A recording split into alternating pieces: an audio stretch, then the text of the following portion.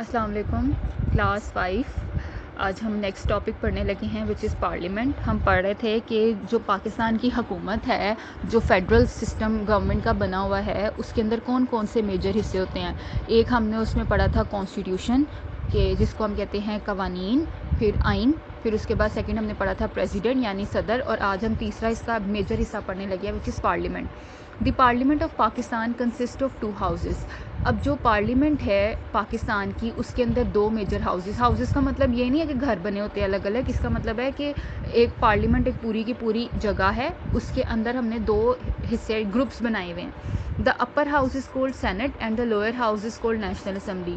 जिसका दर्जा ऊपर है पोजीशन वाइज उसको हम सेनेट कहते हैं, और जो निचले दर्जे वाले हैं उनको नेशनल असम्बली कहते हैं। यानी पोजीशन में सेनेट वाले ज़्यादा ऊपर होते हैं, फिर नेशनल असम्बली वाले आते हैं। अब हम पढ़ते हैं सेनेट क्या होता है। सेनेट उसका ग्रुप है पार्लियामेंट का। इसमें the members of the senate are elected by the members of national assembly, 4 provincial assemblies and the member of national assembly from Phata.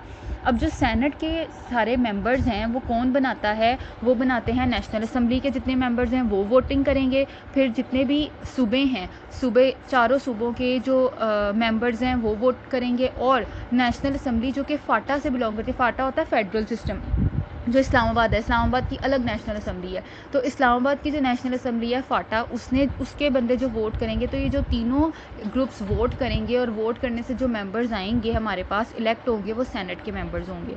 The total number of member of senate is 104, और जो total number elect किए जाते हैं वो 104 होते हैं। They are elected in an equal number from all 4 provinces. Beside this professionals like doctors, engineers and religious scholars are also given representations in the senate.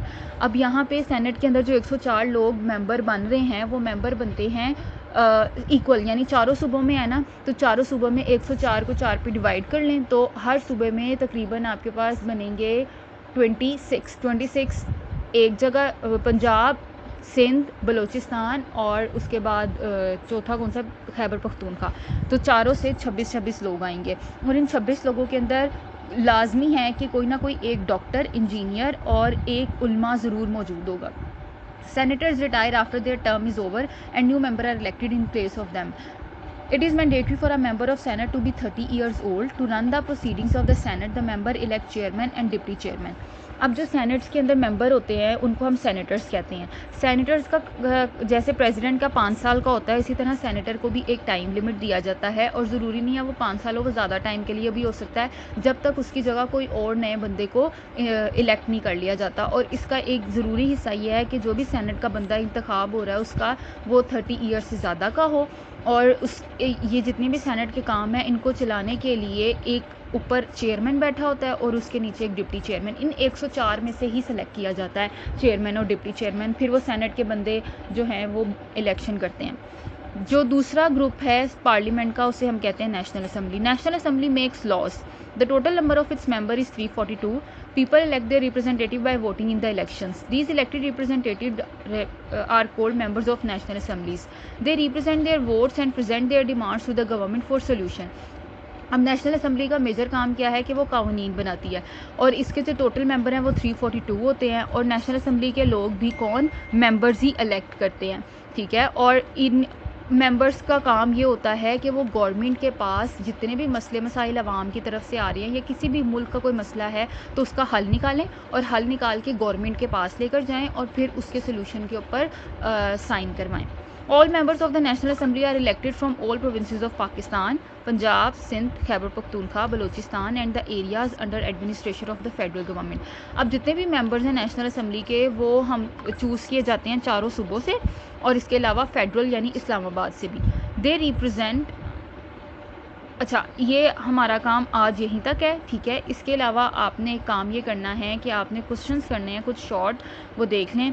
मैं आपके सामने एक दफ़ा हम रीड कर लेते हैं इनको, ठीक है। सबसे पहले है question number 4, what are the 3 things required to run a government. ठीक है, ये हमने पढ़ा था कि गवर्नमेंट को चलाने के लिए कौन कौन सी 3 चीज़ें लाजमी चाहिए। An institution to frame laws, an institution to implement and force their laws, an institution to interpret the law.